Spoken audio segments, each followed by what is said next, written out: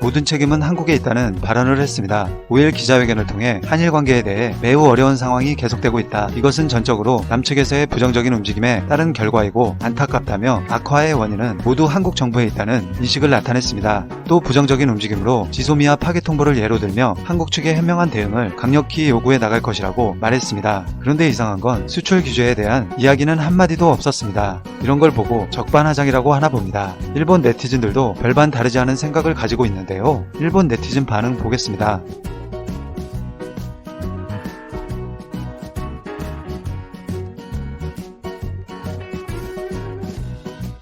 일관된 자세로 추이를 냉정하게 보고 코멘트를 하는 것은 평가할 수 있다. 보복에 해당하지 않는 범위 내에서 더 많은 대응을 기대한다. 당연한 발언이다. 이후 관계 악화로 인해 생긴 부정적 사건의 책임은 모두 한국에 있다는 발언을 더 했더라면 더 좋았을 것이다. 수동적 대응으로 일관한 결과 게임의 주도권을 중국에 줘 국익을 크게 훼손한 쓴 경험이 일본에는 있다. 이런 말을 하면 관계가 더 나빠지지 않을까라는 쓸데없는 생각을 일본 정부는 해서는 안 된다. 지극히 당연한 이야기로 그것 이외에는 생각할 수 없어요. 오래전에 끝난 얘기로 나머지는 저쪽이 다 해결해야 할 문제, 저쪽이 어떻게 되든 다 아는 이야기입니다. 그의 나라가 원인인 것은 틀림없어. 그러나 반대로 감사하자. 이대로 수교 단절까지 갔으면 좋겠어. 당연한 일, 좀 더 제재 강화를 바랍니다. 개각 후 추가 압력을 부탁합니다. 그래서 좋다. 그쪽은 거짓말을 계속 해왔지만 목소리 크기로 세계에 어필하거나 고자질 외교를 잘하니까 일본도 이처럼 그쪽에게 잘못이 있음을 확실히 알려야 한다. 나머지는 숙연하게 경제적으로 목을 조르고 무역적인 카드를 꺼내간다면 저쪽은 금방 자멸할 것입니다. 지소미아를 파기하기 전까지는 미국 외에 다른 나라에서는 일본이 그의 나라를 괴롭히고 있다고 인식되고 있었던 것 같습니다. 향후도 유연한 자세로 임함과 동시에 보다 한층 더 정당성의 주장, 타국에도 충분히 전해지는 정보 발신을 부탁드립니다. 그렇습니다. 일본의 정치가나 평론가, 언론은 양국의 원인이 있는 듯한 표현으로 일본에도 잘못이 있는 듯한 말을 하는 패륜이 있지만 그것은 큰 잘못이다. 지금과 같은 사태가 벌어진 것은 한국의 일방적인 잘못이 있는 것이 사실이다. 여기까지 관방장관이 말하는 것은 좋은 일이군요. 지금의 자세를 응원하고 있습니다. 맞는 말이다. 국민의 인식과 정부의 인식이 맞아떨어져 안심된다. 일본은 지금까지의 자세를 관철하면 된다. 많은 일본인이 지금 그의 나라에 대해 부정적인 감정을 갖고 있다. 이는 문 대통령의 공적 지지율은 계속 떨어지고 있지만 여기는 징용기업 현금화라고 하는 강렬한 반일 카드를 끊고 극복해 주었으면 한다. 한국의 대응을 요구하기보다 일본은 기한을 두고 여러 문제를 해결하지 않으면 순차적으로 제재 발동하는 것이 좋다고 생각합니다. 한일 관계가 이렇게까지 악화된 요인은 모두 한국이 원인입니다. 일본 정부의 제재를 기대하고 있는 중이지만 좀처럼 발동되지 않는 것이 유감입니다. 적어도 이 흐름을 시계열로 여러 나라에도 적극적으로 발신되고 있다고 생각합니다. 못된 꾀를 부리는 한국에 밀려서 뒷북치다가는 국민도 손가락만 빨고 있을 것입니다. 격렬하게 동의. 일본은 의연한 대응을 계속해야 한다. 반성할 생각은 없다. 정리하려고 하는 생각도 없다. 다음 제재를 원합니다. 피해자 외교는 이제 일본에 통하지 않고 외교가 아니라고 배울 필요가 있으며 지금이 최대 기회라고 생각합니다. 일본이 움직이면 움직일수록 싫은 일을 하기 때문에 이제 관계를 끊을 수 있도록 대처할 수 있으면 좋겠네요. 최근 일본이나 아베 정치가 원인 같은 논조도 있지만 한국의 원인밖에 없다. 일본에서는 진실을 보도하자. 맞지만 문재인 정권은 해결하지 않고 그것으로 좋다고 생각한다. 관방장관의 말이 맞습니다. 레이저 조사 문제와 수산물이나 식품의 방사능 잔류 문제 등 많이 있습니다. 부디 관계 해소를 위해서 숙연하게 대응해 주셨으면 합니다. 언론에는 당연한 것처럼 보도하기 바란다.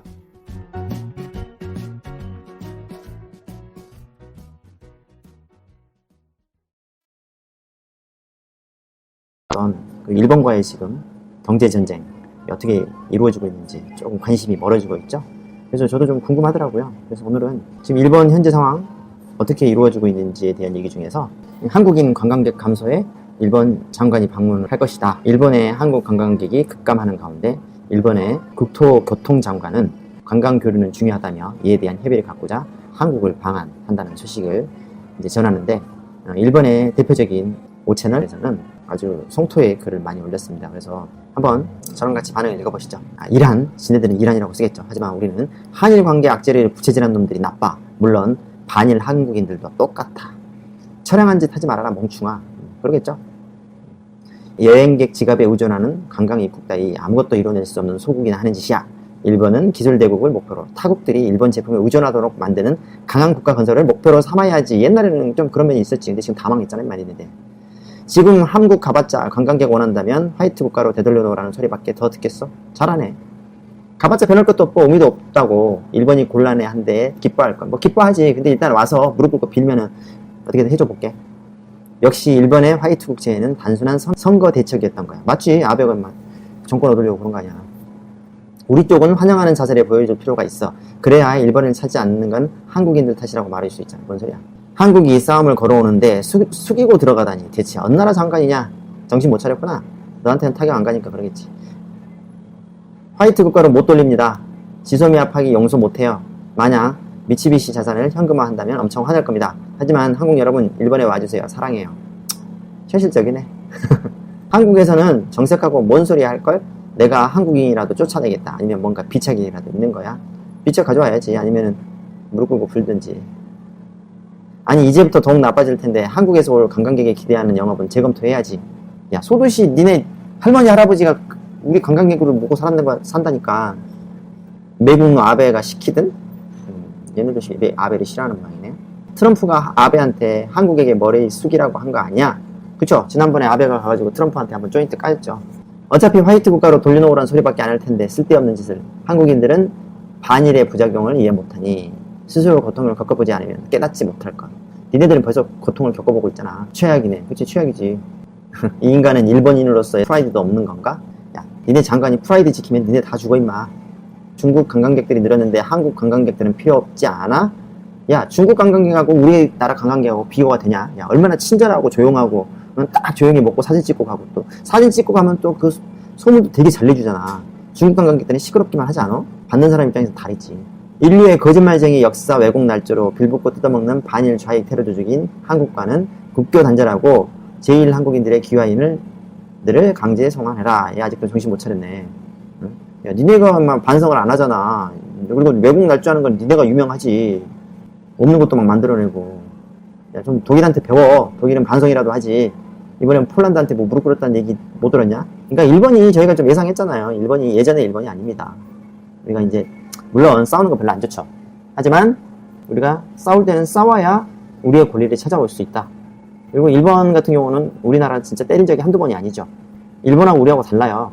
일본은 별로 뭐랄까요? 사태 자체가 애국심이 적은 편이지만 우리나라는 과거 역사도 있기 때문에 한번 뭉치면 무섭게 뭉치잖아요. 결국에는 장관이 약간 꼬리 내리는 구조일 텐데 지금 지소미아도 티격티격 하잖아요. 얘네들 좀 강한 애한테 약하고 약한 애한테 강하잖아요. 우리 강하게 나가니까 좀 꼬리 내리는 반응이고, 앞으로 일본 문제는 서로 이렇게 조금씩 양보하면서 다시 뭐 예전처럼만큼 못하더라도 회복할 것 같은데요. 요새는 뭐 기사할 것도 없이 다들 국내 정세가 이렇게 정치적 공세 뭐 이런 걸로 돌아가서 이제 좀 이런 우리가 궁금해하는 일본에 관한 문제에 대한 얘기를 좀 읽어봤습니다. 토끼뉴스 마치겠습니다.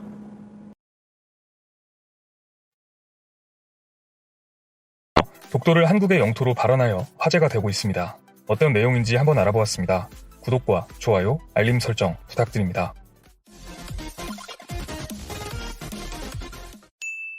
안녕하세요. 세상 모든 잡다한 지식을 전해드리는 잡시광입니다. 일본은 러시아가 독도 주변 한국 영공을 침범한 사안을 두고 자국 영공에 침범했다고 러시아에 항의했습니다. 그런데 러시아의 반응은 우리는 한국 영공을 침범하지 않았다. 한국 영공에 침범하긴 했지만 기기의 오작동이었다 등의 반응을 보였습니다. 오락가락하는 답변이긴 하지만 어쨌든 독도 주변 영공이 한국 영공임을 반복적으로 표현하며 일본의 항의에는 어떠한 반응도 하지 않고 있습니다. 스가 요시히데 일본 관방장관의 정례 브리핑에서 러시아가 한국에는 유감을 표명했는데 일본에는 유감 표명이 있었냐는 기자의 질문에 러시아로부터 유감의 뜻이 전해진 사실은 없다라고 말했습니다. 이어 기자는 러시아가 독도를 한국의 영토로 취급하는 것 아니냐라는 지적에는 러시아 측이 생각하는 독도에 대한 입장은 알지 못한다며 대답을 피하는 모습을 보였습니다. 자국 기자들에게까지 공격적인 질문을 받는 모습인데요. 마치 러시아와 한국의 분쟁 사이에 괜히 독도 얘기를 꺼내서 국제사회로부터 러시아가 독도를 한국 영토로 인정하는 듯한 모양새를 만들어주냐는 질책성 질문으로 보입니다. 스가 장관의 대답을 정리해보면 사실상 일본은 러시아로부터 받은 어떠한 공식적인 대응이 없었던 셈입니다. 즉 러시아는 이번 사건과 일본은 별 연관이 없다고 보는 것입니다. 그런데 이번에는 미국의 신임 국방장관 마크 에스퍼 장관이 현지 시각 24일 미 국방부에서 기자들과 만나 관련 내용을 이야기하는 과정에서 러시아의 동해에서의 영공 침해에 대한 질문에 분명한 것은 러시아가 한국의 영공을 넘어갔다는 사실이며 한국은 그에 대해 대응했다라고 자신의 견해를 밝혔습니다. 독도 상공에 침범한 러시아 군용기에 대해 우리 공군이 경고 사격 대응을 한 것에 대해 일본이 자국 영토에서 조치를 취했다고 반발하고 있는 가운데 신임 미 국방장관이 직접 러시아 군용기의 한국 영공 침범을 인정하는 발언을 한 것입니다. 물론 일각에서는 에스퍼 장관이 언급한 사우스 코리아 에어스페이스라는 단어가 독도 상공의 한국 영공을 이야기한 것인지 한국의 방공식별구역 카티지의 개념을 포괄적으로 이야기한 것인지는 알 수 없다는 의견도 있습니다. 미국이 그동안 한국과 일본의 독도 관련 분쟁에 두 나라의 문제라며 중립적인 입장을 취해왔기 때문인데요. 실제로 미국은 지금까지 독도, 다케시마라는 명칭 대신 리앙쿠르 룩스라고 부르며 중립적인 입장을 취해왔습니다. 따라서 이번 발언이 한국의 독도 영유권을 지지하는 미국의 공식 입장이라는 확대 해석까지는 위험하다는 의견도 있었습니다. 하지만 앞서 일본이 분명 한국과 러시아의 자국의 영토에서 일어난 일이라고 공식적인 항의를 하였는데 미국 국방장관이 사우스 코리아 에어스페이스라고 표현한 것은 일본의 주장을 무시한 측면이 있다고 충분히 해석될 수 있습니다. 이에 대해 아직까지 일본 정부는 공식적인 반응을 보이지 않고 있는 상황입니다. 러시아에게는 즉각적인 유감 표시와 항의를 했지만 이번에는 미국이기 때문에 일단 숨을 죽이고 있는 모습인데요. 일본 입장에서는 러시아에게 무시당하고 국내 언론들에게 질책을 당하고 미국한테까지 외면받는 모습입니다. 에스퍼 장관은 방한 일정 후 일본을 방문할 계획이라고 이야기했습니다. 과연 에스퍼 장관이 일본에 방문했을 때 이 사안에 대하여 미국과 일본 사이에 어떠한 이야기가 오갈지 관심 있게 지켜봐야 할 것 같습니다. 시청해주셔서 감사합니다. 더 많은 잡다한 지식들이 궁금하시다면 구독과 좋아요를 눌러주시면 감사하겠습니다. 그리고 알림 설정도 해놓으시면 더 빠르게 만나보실 수 있습니다.